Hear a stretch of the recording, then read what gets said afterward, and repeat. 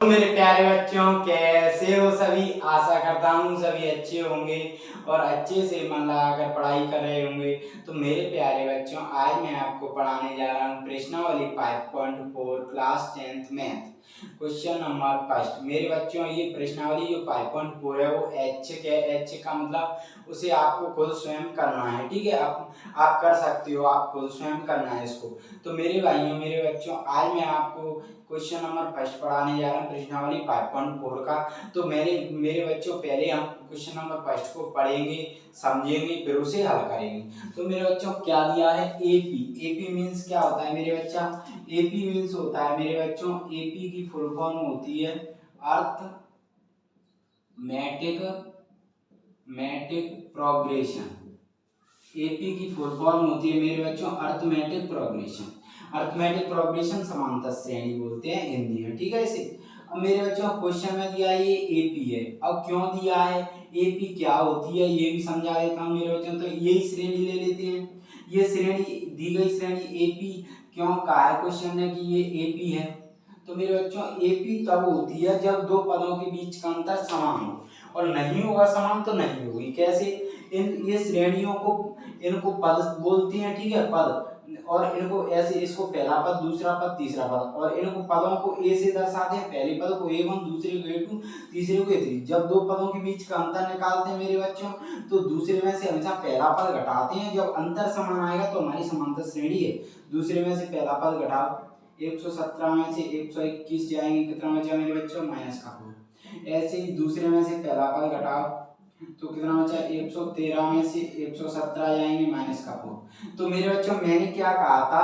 जब दो पदों के बीच का अंतर समान होगा, ये समांतर श्रेणी है। तो देखो, अंतर समान है दो पदों के बीच का, तो ये हमारी क्या समांतर श्रेणी है। अंतर समान नहीं होगा तो नहीं है। और आप ध्यान रखना, समांतर श्रेणी आपसे पूछे कि ज्ञात करना है, तो मेरे बच्चों आपको 3 पद जरूरी चाहिए श्रेणी में। क्यों? क्योंकि 3 पदों के बगैर आप ज्ञात नहीं कर सकते ये समांतर श्रेणी है।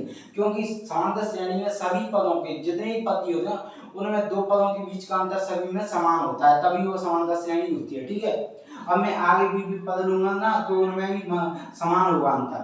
और मेरे बच्चों, अब इसमें अब ये समांतर श्रेणी, तो इसमें पहला पद होता है ए, तो ए इक्वल टू 121। पहले पद को हमेशा प्रथम पद बोलते हैं। और डी इक्वल टू, जो अंतर होता है उसको सारांतर कहते हैं, तो -4। एन होता है मेरे बच्चों पद। मैंने पूछा आपसे 113 को कौन से पद पर है, तो आप कहोगे तीसरे पर। मैंने पूछा एन होता है एन पद का मान, तो मैंने पूछा तीसरे पद का मान क्या है, तो आप कहोगे 113। एन होता है अंतिम पद भी होता है, या एर भी कहते हैं। अंतिम पद कैसे? मैंने पूछा आपसे कि यहाँ पे 105 है, तो मैं पूछूं आपसे अंतिम पद क्या है, तो आप कहोगे 105। लास्ट वाला पद अंतिम पद होता है। अगर यहाँ पे कुछ नहीं है तो इसमें अंतिम पद नहीं है, ये है एन पद के मान। अब एक होता है मेरे बच्चों एस एन। एस का मतलब योग होता है यहाँ पर, एन का मतलब पद। मैं पूछूं आपसे टोटल कितने पद है इसमें, आप कहोगे 3, तो एन की वैल्यू 3। मैं पूछूं आपसे 3 पदों का योग, तो आप कहोगे 3 पदों का योग, इन तीनों को जोड़ दोगे तो ये होगा एस एन। मतलब प्रथम एन पदों का योग मतलब 3 पदों का योग, ये एस एन होता है। ठीक है मेरे बच्चों, मैंने थोड़ी सी देर में आपको पूरी समांतर श्रेणी के बारे में बता दिया। ठीक है, अब आइए, अब हम इसके क्वेश्चन की तरफ बढ़ते हैं आगे। तो मेरे बच्चों, ये क्वेश्चन क्या दिया है उसको पहले अब लिख लेते हैं। हमें दिया है जो, तो लिखो हल। हल में लिखो मेरे बच्चा, दिया है, क्या दिया है मेरे प्यारे बच्चों? AP 121, 117, 113, dot dot dot comma. ठीक है, ये दिया है। अब मेरे बच्चों, अब पूछा क्या है हमसे? पूछा है मेरे बच्चों कौन सा पद सबसे पहला ऋणात्मक पद होगा। और यहाँ पर संकेत दिया है एन पद का मान 0 से छोटा है। एन पद का मान 0 से छोटा है के लिए, 0 से छोटे के लिए एन पद का मान जब 0 से छोटा है तो एन ज्ञात कीजिए, संकेत दिया है। तो यहाँ पे हमें दिया क्या क्या है वो लिख लो। तो दिया है हमें मेरे बच्चों प्रथम पद, तो प्रथम पद क्या है इसमें? 121। सार्वधातुक निकालोगे मेरे बच्चों, तो दो पदों के बीच का अंतर होता है। और जब मेरे बच्चों हमें समांतर श्रेणी दी हो तो हम दो पदों के बीच का अंतर ही निकाल के हम सार्वधातुक निकाल सकते हैं, क्योंकि सभी पदों के बीच सभी मतलब दो पदों के बीच का अंतर, सभी पदों के बीच का अंतर समान रहता है, सभी पदों दो पदों के बीच का अंतर इन दो पदों में सब में समान रहेगा अंतर। तो जब समांतर श्रेणी है तो निकालोगे तो a2 माइनस a1, दूसरे में से पहले में से निकालो तो 117 माइनस 121 कितना बचा -4। अब इतना समय आया, अब क्या, अब और क्या दिया है हमें n, n क्या कौन सा पद, मैंने क्या कहा था पद मतलब कौन सा पद, पहला पद दूसरा, ये निकालना है। तो हमें निकालना है n की value, n equal to question mark. तो इसके लिए हमें लगाना पड़ेगा, अब an क्या है, an इज ग्रेटर देन 0 के लिए मतलब an का मान, nवें पद का मान, nवें पद का मान क्या है 0 से, इसमें देखो nवें ऐसे लिखो, ठीक है, ऐसे नहीं ऐसे, संकेत में दिया है an इज ग्रेटर देन 0, nवें पद का मान, nवें पद का मान 0 से छोटा है, ये दिया है, ठीक है, ये दिया है 0 से छोटा है, तब n equal to question mark हमें ज्ञात करना है, ठीक है। तो मेरे बच्चों इसके लिए फॉर्मूला क्या लगाओगे, nवें पद का क्या होता है, nवें पद का formula a plus n minus 1d, nवें पद का फॉर्मूला लगा, तो आइए लगाते हैं इधर। तो nवें पद का मान लगाओगे तो लगाओ an equal to a plus n minus 1d, ठीक है, इतना।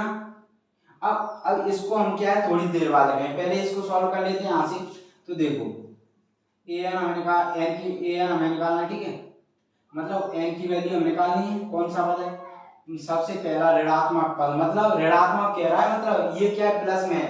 अब ये हमें बताना क्या है, मतलब हमें बताना है कि जो पहला सबसे मतलब पहले आएगा वो माइनस का कौन सा पद आएगा, ये तो प्लस के हैं सब, ये तो प्लस के हैं। अब ऐसे आगे आगे 4 माइनस होता जा रहा है, तो 109 105 101 ऐसे ही लास्ट में जाके सबसे पहले कौन सा मतलब माइनस का होगा पद, ये बताना है। तो a की वैल्यू क्या है मेरे बच्चों 121 प्लस n की वैल्यू हमें निकालनी है n माइनस 1 इंटू माइनस का 4। तो यहाँ से सॉल्व करो तो 121 प्लस यहाँ से सॉल्व करो तो माइनस का 4n प्लस का 4, तो इतना समय आया।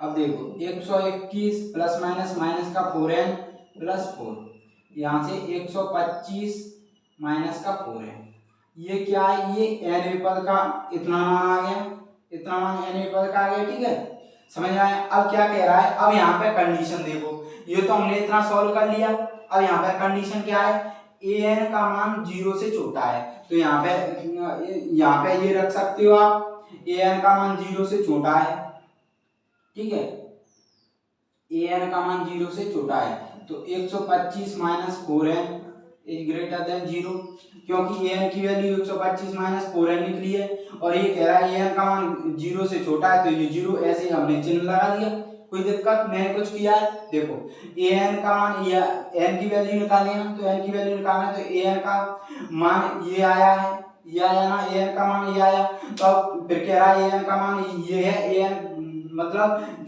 0 से छोटा है, तो देखो an की वैल्यू इतनी है, ये 0 से छोटा कर दिया।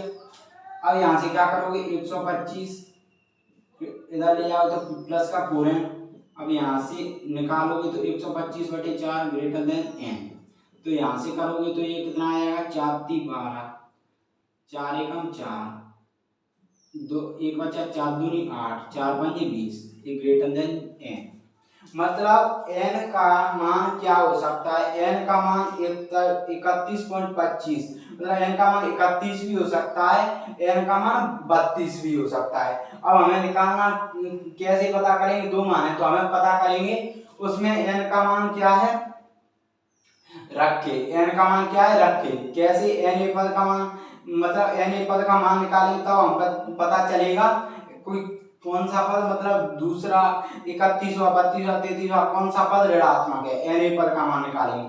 तो निकालते हैं, पहले 31 रख के देखते हैं, तो आइए रखते हैं, ठीक है। बच्चों दो मान हो सकते हैं, एक तो n इक्वल टू 31, एक n इक्वल टू 32। अब दोनों रख के देखेंगे और कौन से मान से माइनस का आता है, क्योंकि हमें पहला ऋणात्मक पद कौन सा है वो ज्ञात करना है। तो देखो अब nवें पद का मान लगाएंगे, पहले तो 31 वाले में लगाओ तो nवें पद का मान, तो सूत्र लगाओगे तो an equal to a plus n minus 1। ठीक है, तो a 31, a की वैल्यू 121 प्लस n की वैल्यू 31 माइनस 1 इंटू माइनस का 4। यहाँ से करोगे तो 121 प्लस 30 गुणा माइनस का 4, तो 121 प्लस माइनस माइनस 30 चौक 120 प्लस 1, तो ये तो आपको पता चल गया ये प्लस का है तो ये तो होगा ही।